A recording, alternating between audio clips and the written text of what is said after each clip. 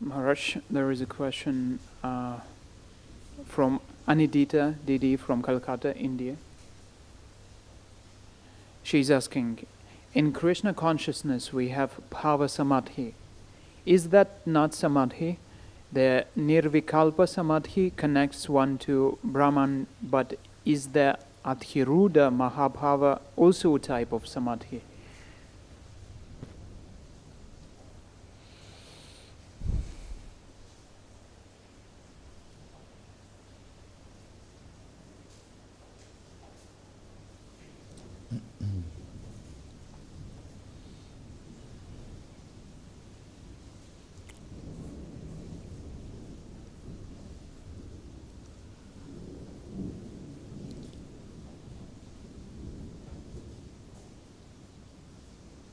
We know that in the beginning, the Bhagavad Gita, the second chapter of the Bhagavad Gita, Arjuna asks Krishna,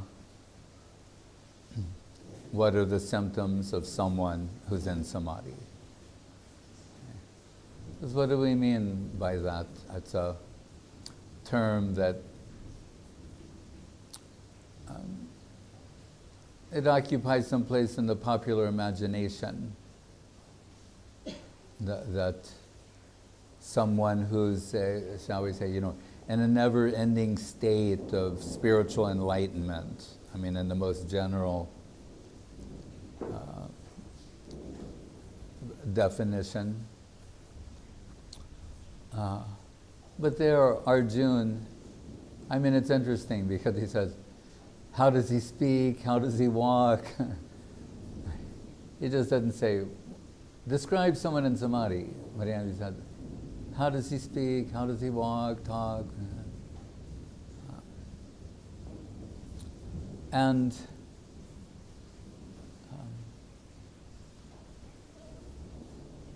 one of the interesting aspects of Bhagavad Gita, and perhaps what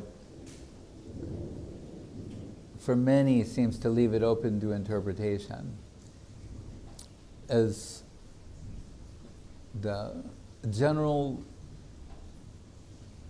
meaning of words and then very specific meaning. Just as Srila Guru Maharaj said once, with a formula, like a sutra-like formula, as connotation increases, denotation decreases. Which is a way of saying, the more you define something, then the more narrow or more specific, because what is specified may be the most broad and accommodating thing, so narrow could be misleading. Say, the more you define something, the more clearly indicated and specific will be what is indicated by that. So, just as he said, Bhagavad Gita, we're talking about Bhagavad Gita and the definition of samadhi, or a description of someone in samadhi. But we say, who accepts Bhagavad Gita? Find most everyone accepts Bhagavad Gita. Not only in India, all the different sampradayas and traditions within India, but outside of India. European thinkers, American transcendentalists, Thoreau, Whitman, Emerson, the German thinkers, so many, they accept Bhagavad Gita. And openly, they say so. Years ago, for promotional purposes, they made a poster of all the different Western thinkers who praise Bhagavad Gita. And one that stands out was Thoreau, Henry David Thoreau of Walden fame, and where he said, remember, he decided to go into the forest and live alone for a couple of years without seeing anyone, and growing his own garden, like simplifying life as much as possible. And he wrote a book about that called On Walden Pond, like what he learned from doing that. But one of the things he said was, beautiful quote, he said, in the morning, just as when you get up in the morning you bathe and cleanse yourself, he said, in the morning I bathe my intellect and the stupendous and cosmogonal glory of the Bhagavad Gita, in comparison with which our modern literature seems puny or trivial, small. So the acceptance of Bhagavad Gita is so broad. So again, the definition as given of samadhi can be considered very broad. Generally, we're taking someone who's completely withdrawn from from the objective world, and internally occupied. One of the things Krishna said, when he said, Yada sangharate chayam kurmunganiga sarvasam. He said, like the way a tortoise withdraws its limbs, the senses have been withdrawn from all engagement with the objective world. But what about the subjective world? Does it mean so just some sort of neutral position without any inner subjective engagement? We'll go back to Guru saying, as connotation increases, denotation decreases. If we say that the Bhagavad Gita should be understood in terms of Srimad Bhagavatam, Muktir hit vanyata rupam swaropen vivastiti, that mukti, liberation, doesn't mean mere withdrawal from the negative plane, but engagement, positive service in the positive plane. So if we start increasing the connotation of what is meant by these words spoken by Krishna in Bhagavad Gita, and move away from a general interpretation, someone who's exclusively absorbed in Atma. Well, what is Atma? And Atma cannot be conceived properly without Paramatma and the Paramatma realm. Moving from Brahma to Paramatma to Bhagavan. So when we introduce Bhagavat as the means of interpreting Bhagavad Gita, you're left with the Vaishnavas, Sri Vaishnavas of the Ramanuja school, the Tattvavadis of Madhva, the Gaudiya Vaishnavas. The Vaishnavas will all say, yes, Bhagavad Gita should be interpreted in terms of Srimad Bhagavatam.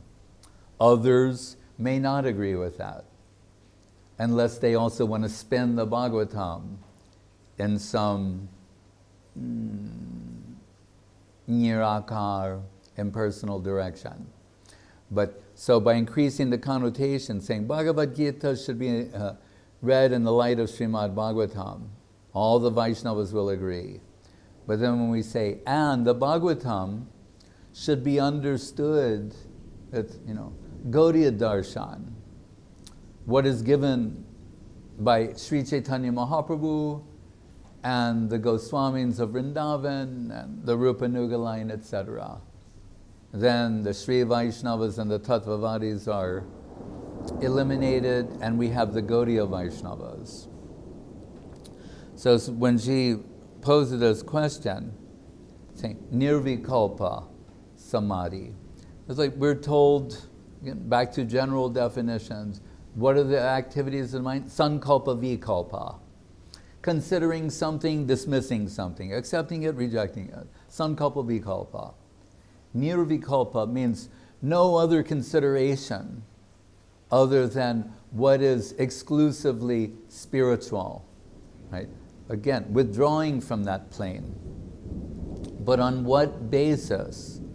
If we look carefully in those slokas where Krishna is defining this, a series of slokas, one of the words he uses interestingly is prasad, which we take to be mercy, which is to imply this is not merely something one decides to do. Like, I've got a strategy how to achieve samadhi. Like during the 60s, when people were experimenting with psychedelics, this one person, he invented the so-called samadhi tank. And the idea would go, take massive amounts of psychedelics. The samadhi tank was like at womb temperature water, and then go in there and without any external sense distraction, you'd be in this womb-like state, and his idea was trying to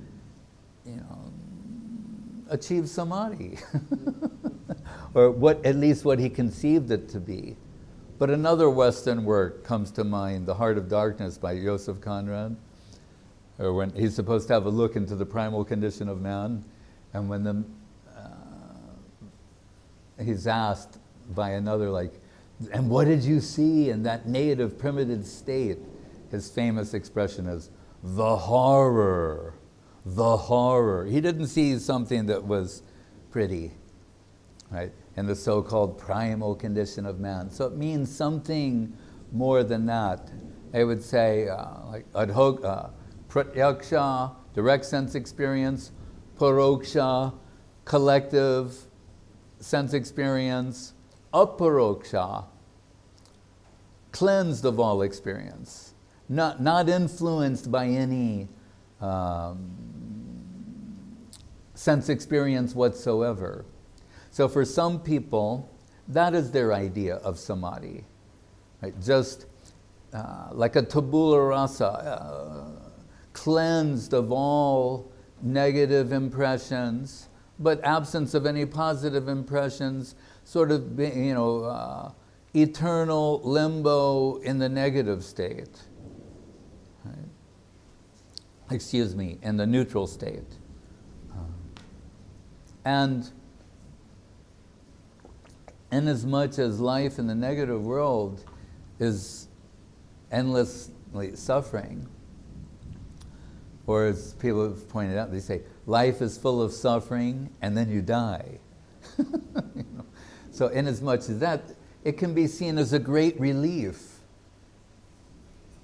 A great relief if the end result of sense engagement after momentary, flickering moments of relative happiness end in abject suffering, then to withdraw from that plane entirely gives one a great sense of relief.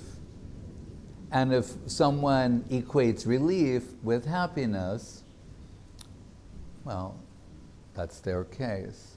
But just to get, you have a thorn and you pull that sort of relief. It's not happiness proper, substantially. It's just the absence of suffering.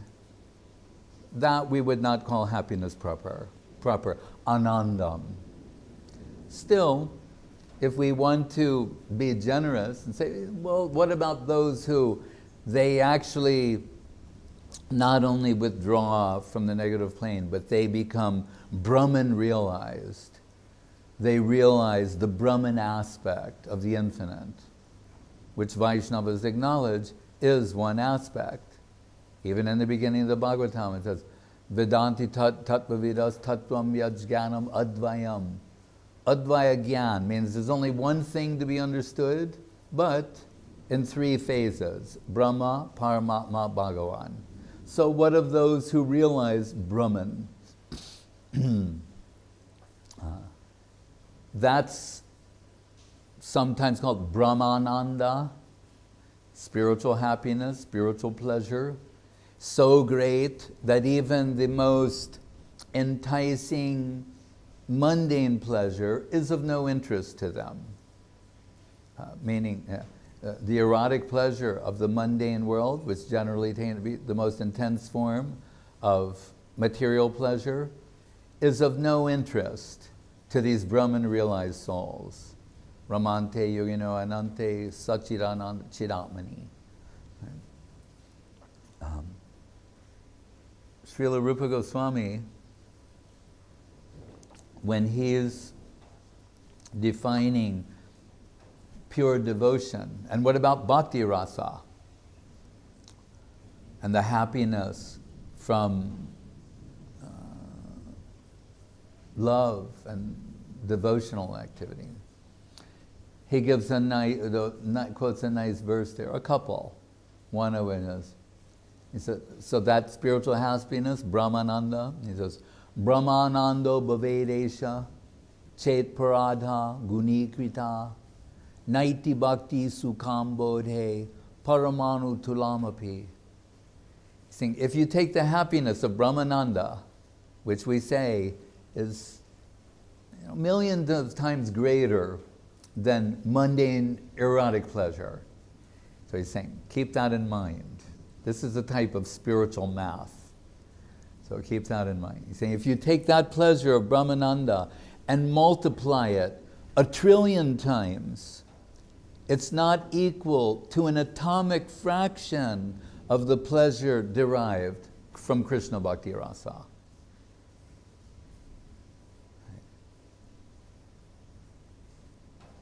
That's the statement of Rupa Goswami. Another place, what did he say? Tvat shakshat karanalada vishuddhabdi stitasyame gosh sukhani gosh padayante paramanu tulamapi. Here, gosh pada, he's comparing it to the Brahmana, to the water left in the hoof print of a calf, compared to an ocean of bhakti rasa. He's giving these extreme examples. Were it not Rupa Goswami, we might dismiss it as hyperbole. But Rupa Goswami is in a position to give this sort of insight. So he's not just saying, in other words, if we concede there's some comparative analysis of nirvikalpa-samadhi and bhava-samadhi, or adhirudha-mahabhava. Yes, here's the sort of metric by which we're going to measure that on the authority of Rupa Goswami, saying, yes, this pleasure, yeah, there's some pleasure there. What is it on a comparison? Multiply it 1 trillion times, it's not equal to an atomic fraction of this. And we might even say he's being generous. So this sort of extreme position. So in the pure devotion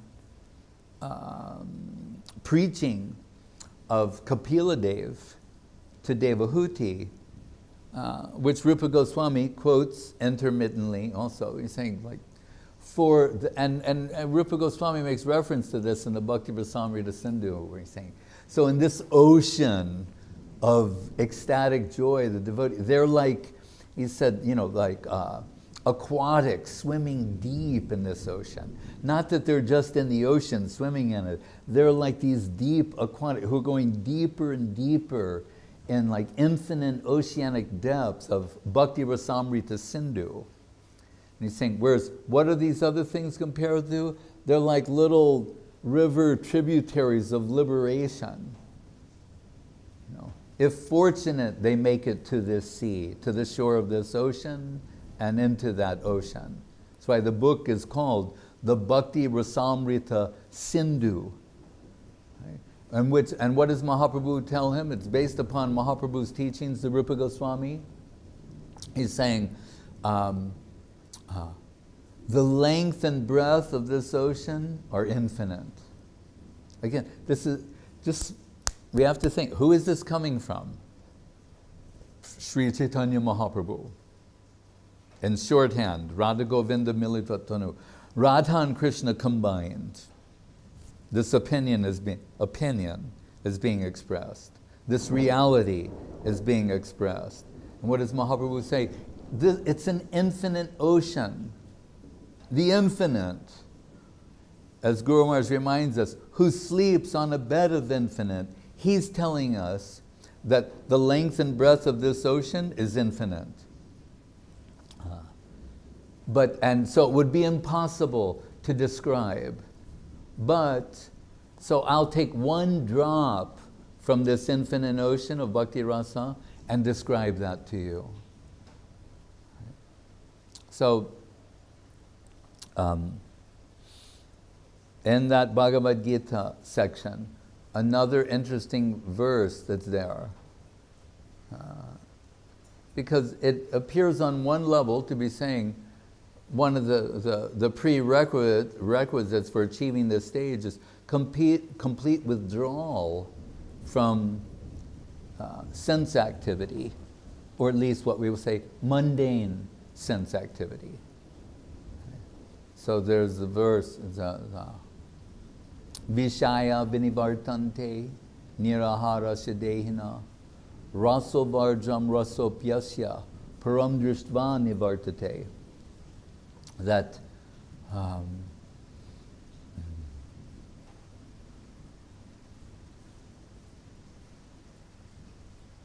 raso varjam rasopyasya. The word rasa is being used. So he's indicating bhakti rasa. When one has the experience of this, a taste of this, that has as its consequence or side effect the subduing of the senses, withdrawing from the objective plane of sense experience. So we go from pratyaksha, paroksha, aparoksha, then adhoksaja. And how this is where mercy comes into the picture. The adhoksaja realm descends into this world out of its own necessity.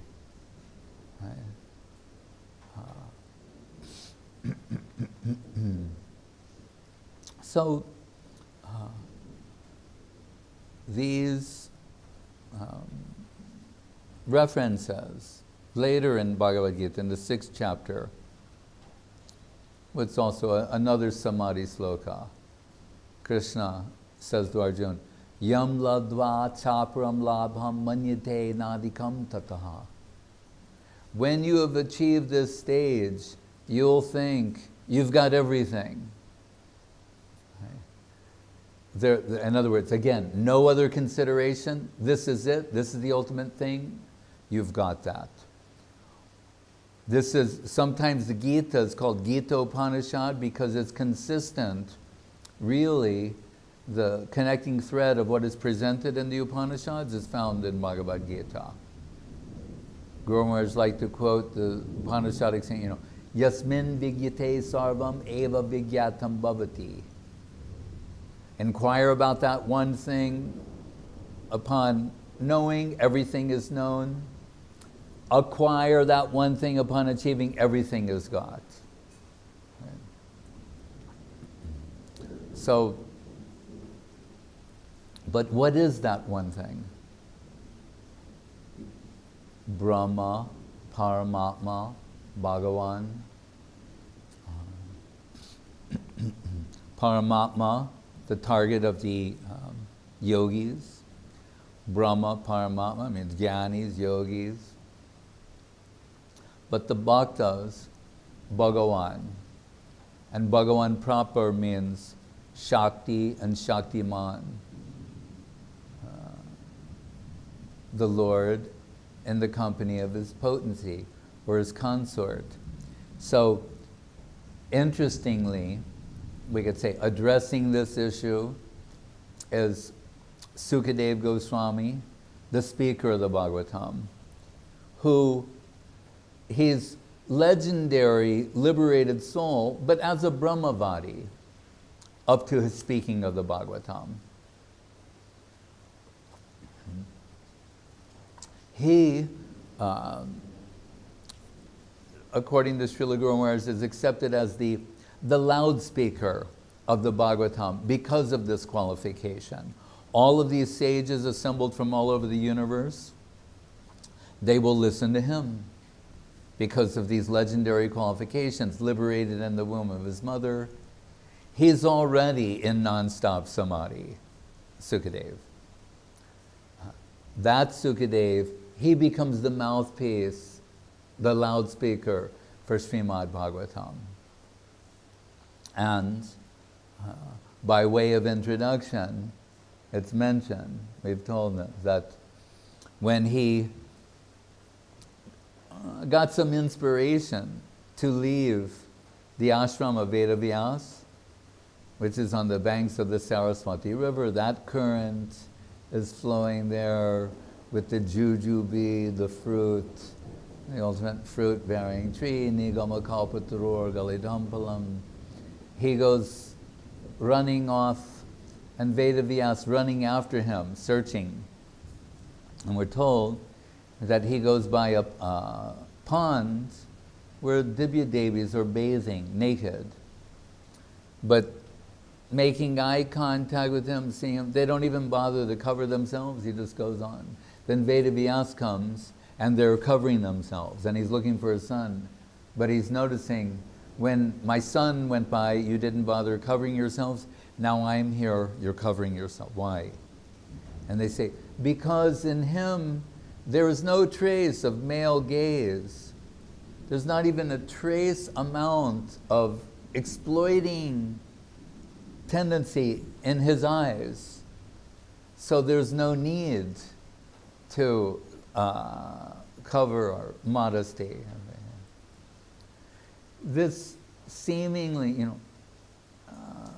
and this anecdote, this incident, is given to certify, it's a necessary certification for the qualification of Sukadev Goswami. This means he's already in that plane above mundane sense experience. He has no interest in male-female eroticism. It doesn't touch him. Right? And that Sukadev Goswami, when he begins to address the assembly in, on the banks of the Jamuna, Sukartal, in answer to Parikshit Maharaj's question, what is the duty of one in life, specifically for one who is about to die? He can understand on a certain level, he's known to everyone. They've offered him the presidential seat. Even his guru and param guru are sitting in the audience, namely Vyasadeva and Narada. So he says, Parinistitopi Naragunye Uttama Shloka Lilaya Grihita Cheta Rajarse Akyanam Yadaditavan. So he mentions Nirguna. He said, I was already situated in the Nirguna plane. That means Trigunatita, the three modes of nature, Tama, Raja, Sattva. Trigunatita means beyond that, Nirgun. But not that that Nirguna world has no qualities. It has no mundane qualities. So when it says, when Krishna is saying, his senses are withdrawn from all mundane sense experience, it doesn't mean that there is no sense activity. So Sukadev says, Uttama Shloka Lilaya. And in that position, and here we can say, describe it as neutral, above the negative plane, below the positive plane. In that position, I heard about the super sensual pastimes of Radha and Krishna and the Braja Gopis. And my heart and soul were carried away to another plane that I didn't know existed previously. So these, as Sanyal gave that phrase, the erotic principle in unalloyed devotion, these super sensual pastimes of Radha and Krishna and the Braja Gopis captured him totally. Who, the person who had no interest in mundane eroticism, So it indicates that this is not erotic in any mundane sense, but that such a possibility exists in the upper and the spiritual world, in the supersensual spiritual world. So when Krishna says, raso varjam raso pyasya, it is not that in this position one has achieved, ultimate tastelessness. They no longer have a taste for anything. Right? He's saying, actually, they've tasted a superior substance. And on account of awakening this superior taste, all these other things are tasteless.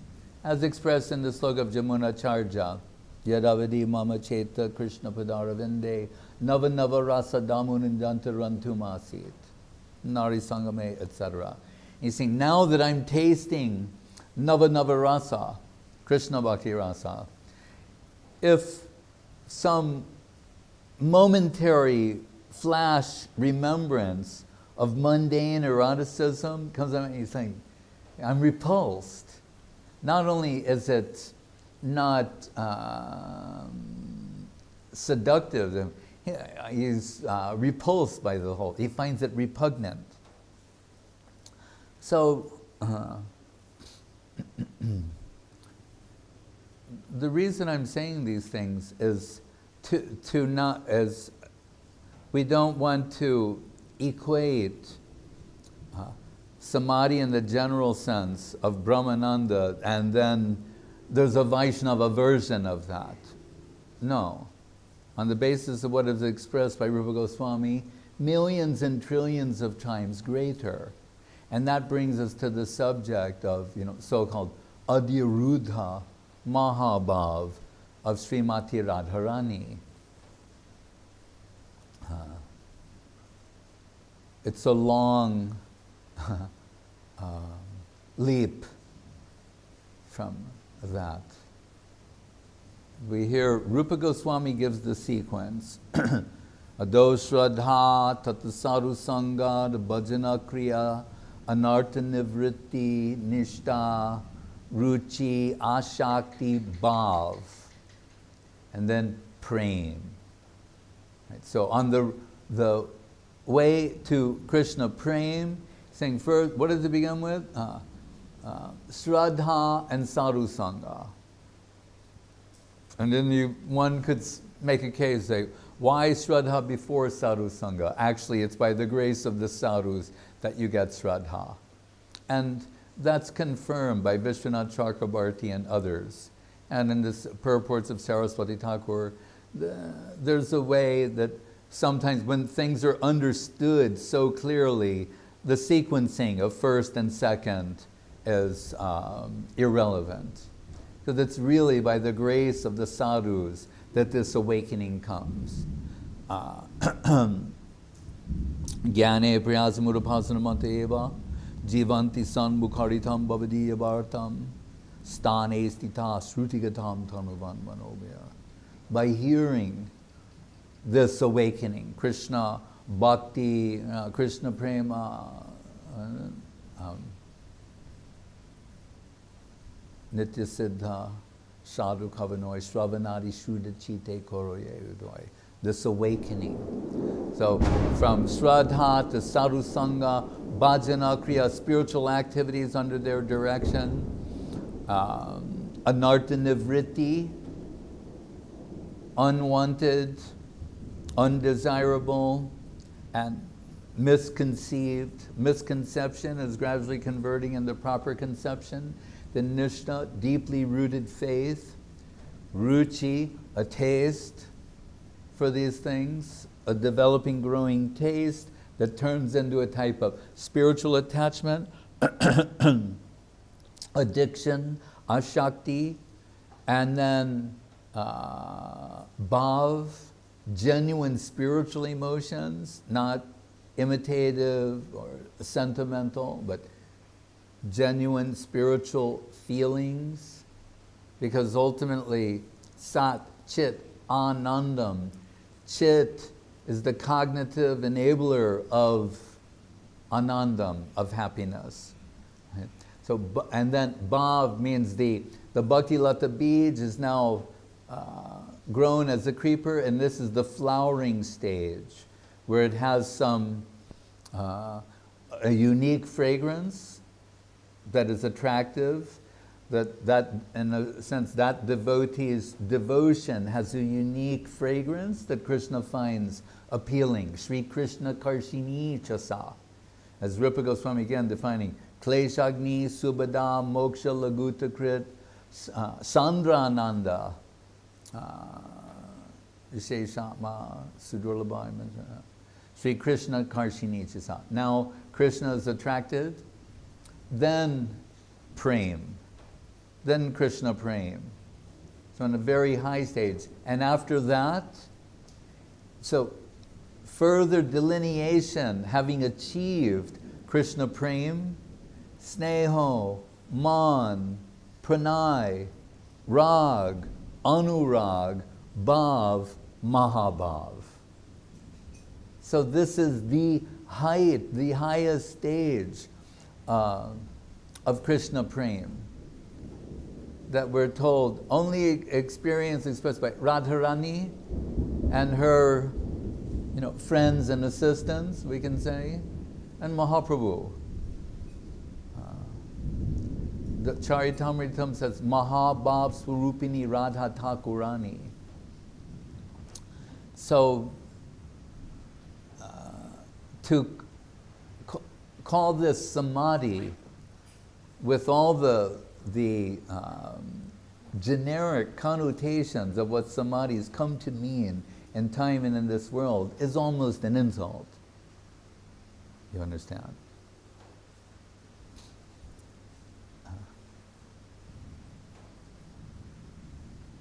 There is total remembrance on their part, but not that they're sitting, as Guru Maharaj says in his Gayatri explanation, Dhimahi.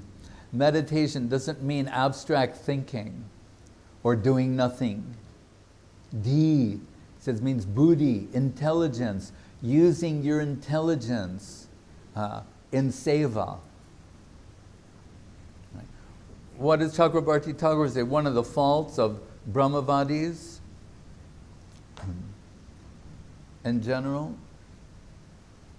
and meaning as achieved by Gyanis, where's the glorification of Krishna? Right. The Braja Gopis are addicted to glorifying Krishna. Kirtanam, Shravanam, Kirtanam, Smaranam. Where is the glorification of Krishna? Right. So, what I was going to say. So the 4 Kumaras, we could give them as an example of, the epitome of being situated in samadhi. 2 things come to mind. One is, in the Bhagavatam, where it says, Tasyaravinda nayanasya padaravinda kinjalka misra tulasi makaranda vayu antargatasva vivarena chakaratesham sanksho bham akshara jusham api chittatanvo. So they're perfectly situated in samadhi, but they smell the aroma of the lotus feet of the Lord mixed with tulsi, and they're carried away to another domain. Then going in the other direction. They're perfectly situated in samadhi, right? Nothing should disturb them. Right? No mundane thing can break this concentration. Rundan ambu bichas chamatkuti param kurvan muhustumbarum dhyana rantarayan sanandana mukham vishmapayam vedasam. When Rupa Goswami says, when the sound of Krishna's flute cracks the 8-layered shell of the universe and starts circulating in the universe, the Kumaras, they're unable to concentrate. Their so-called samadhi is disturbed by this inconceivably beautiful, charming, seductive, mystical sound of Krishna's flute. In Mahaprabhu's pastimes, the devotee Nrsingananda, when he hears that Mahaprabhu is he's going to go towards Vrindavan. The rumors are spreading that Mahaprabhu is going to go to Vrindavan. In his mind, and by this we don't mean regular mind, in his spiritual mind, heart and soul, internally, what do we hear he does?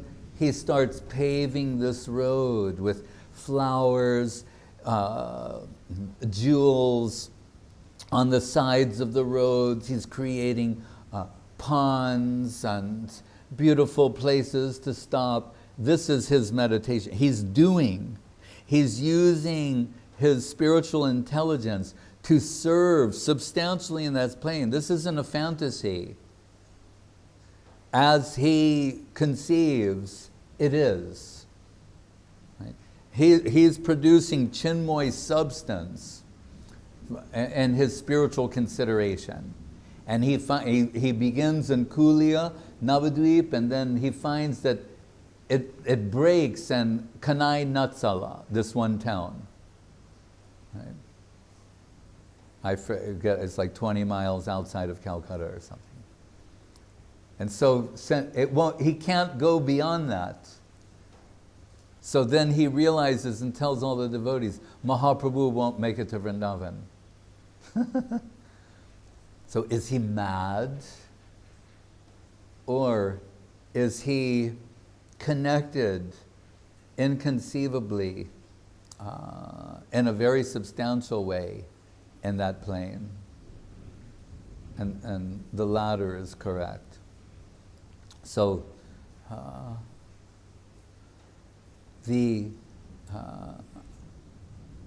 just little before Radharani, the Dwarka queens, the Mahishigan and Mahishi Gita. Just as there's the Brahma Gita of Radharani, there's Mahishi Gita of the queens of Dwarka, when they're feeling separation from Krishna.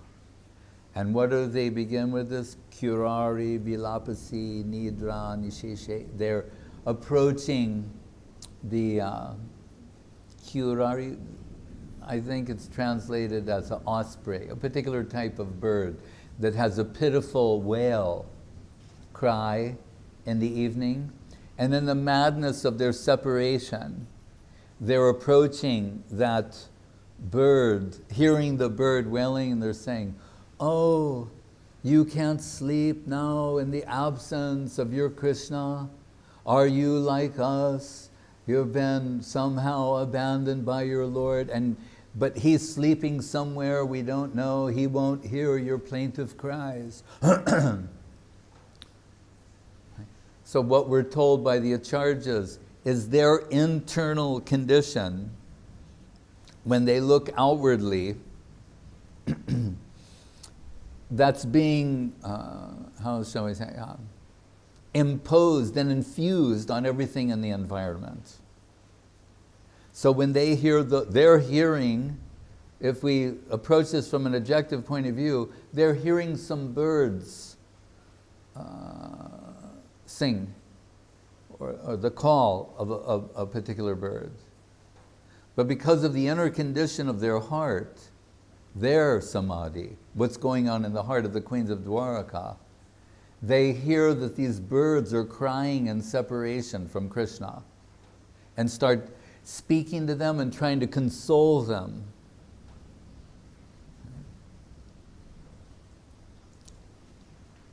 Srila Gurudev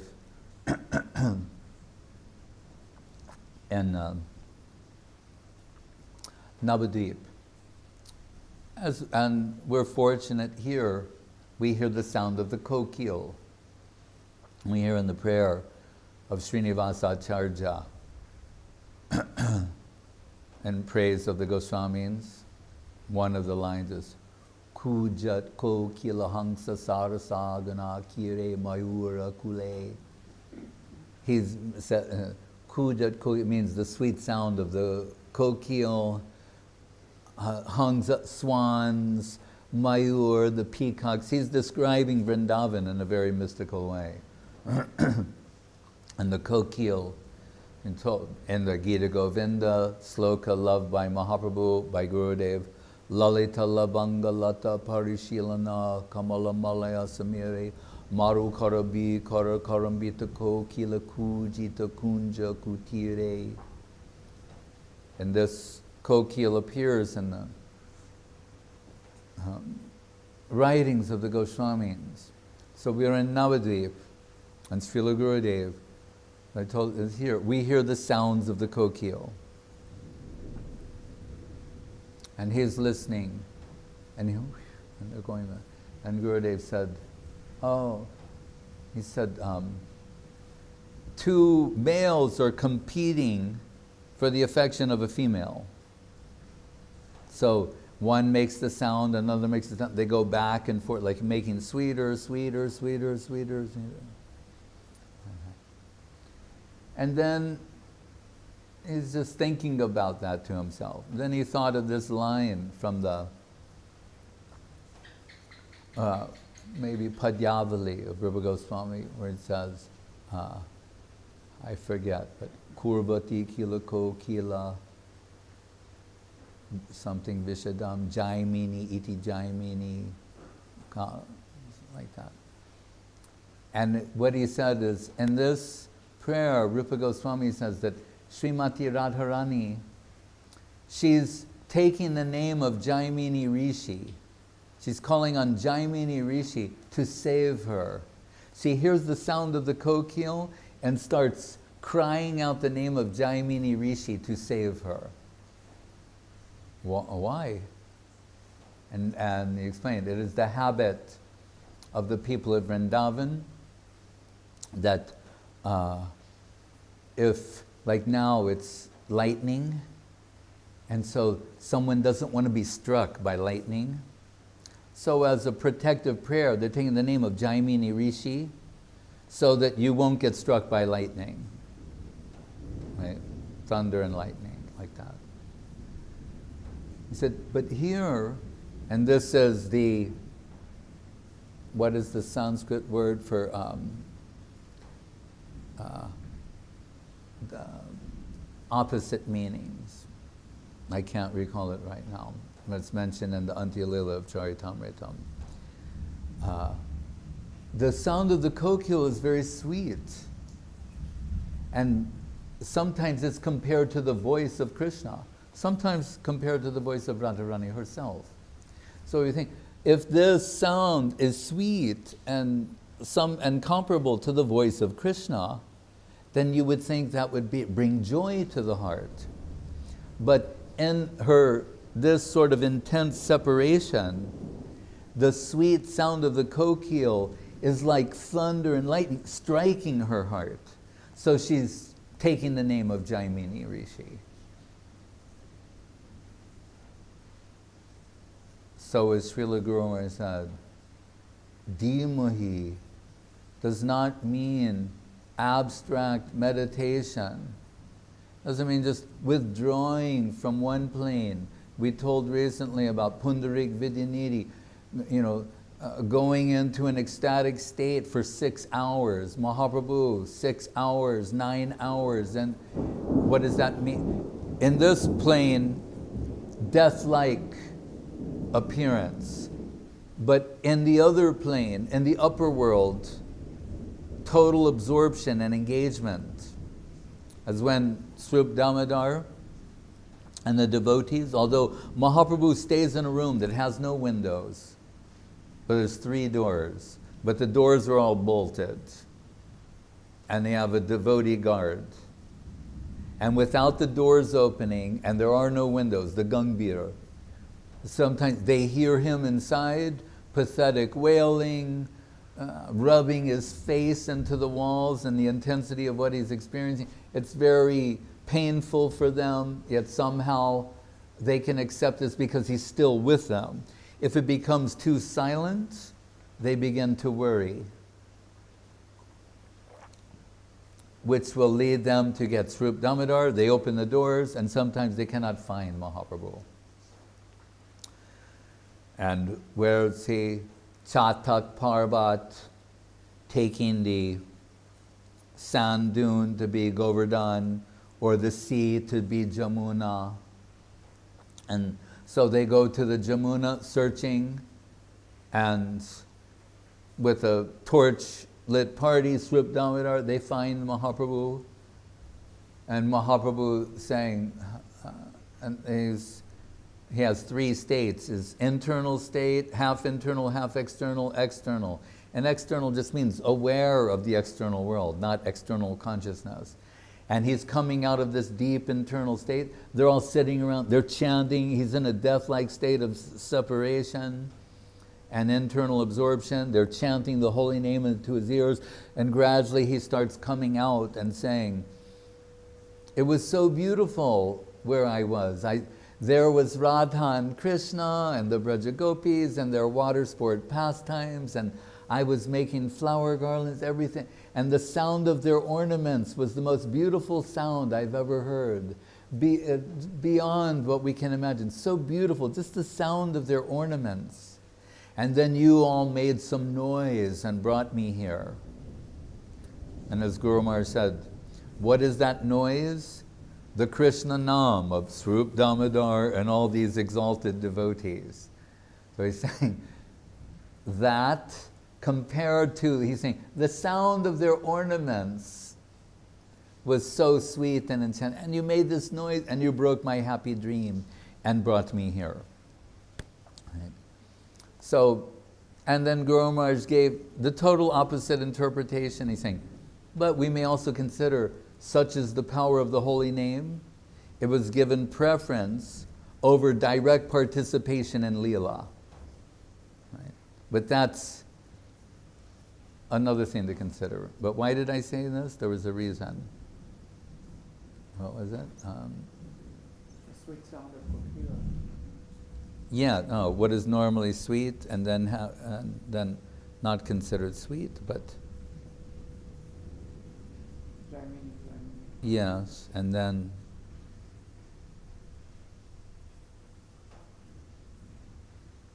there's a reason.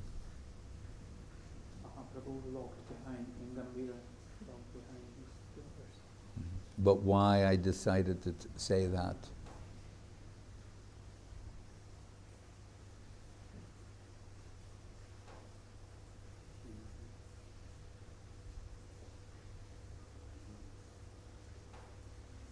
Maybe it will come. But one thing that I thought of in saying that is about the Chatak Parvat. Because there Srila Saraswati Thakur established Purushottam Gaudiya Math. And this is where his final pastimes began to manifest. And there was at his side for this last month, 2-3 months, was Srila Bhakti Vichara Jajjvara Maharaj, who came to him at an early age, and he would sing for him Sri Rupa Manjari Pada and other songs of the Goswamis, and high songs as well. Saraswati Thakur in those final days would hear some of them. But Guru Maharaj mentioned about Jajjvara Maharaj, that at around the age of 18, he got this inspiration to search for a sadhu. Right? And he went to Jagannath Puri.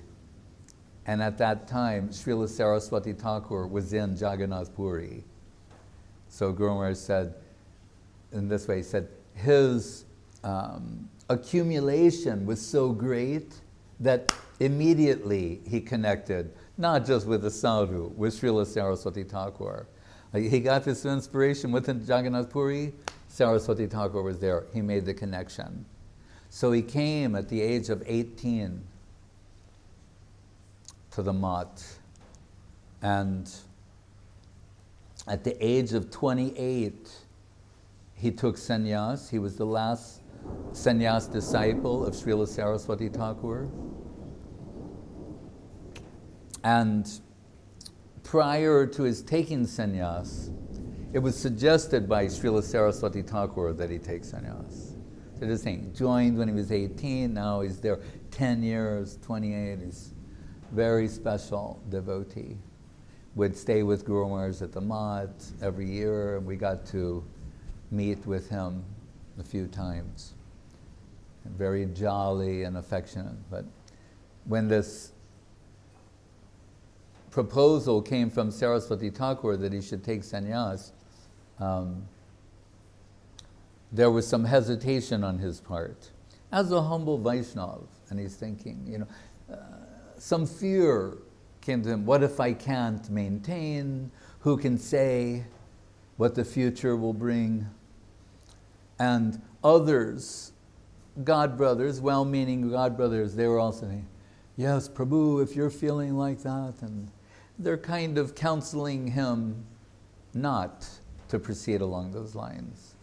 Then he came to Srila Guru Maharaj and expressed these things to Guru Maharaj. And Guru Maharaj, being the wisest of all, he immediately went to Saraswati Thakur and told him, I think what was his name? Sarveshwar or Sarvananda or something, Brahmachari, to, he's has some fear has arisen in him about proceeding.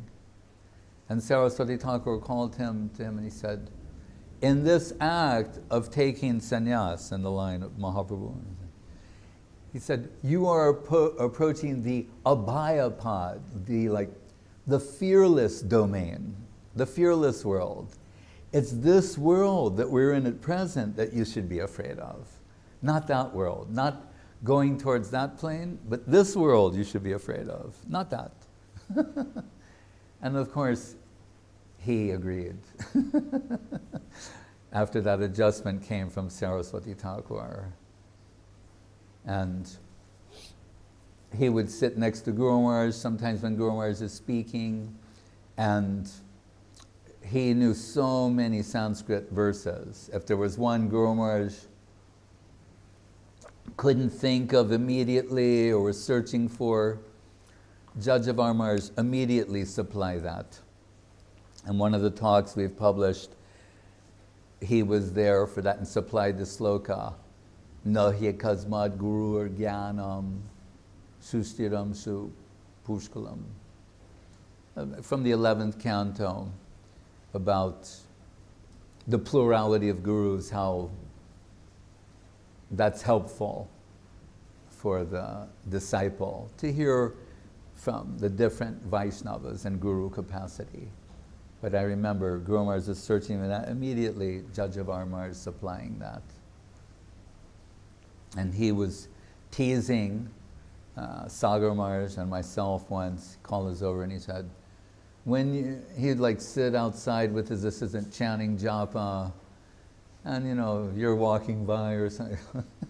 And he said, as a preacher, you find yourself in many different situations, and people ask you all sometimes very mind-bending questions.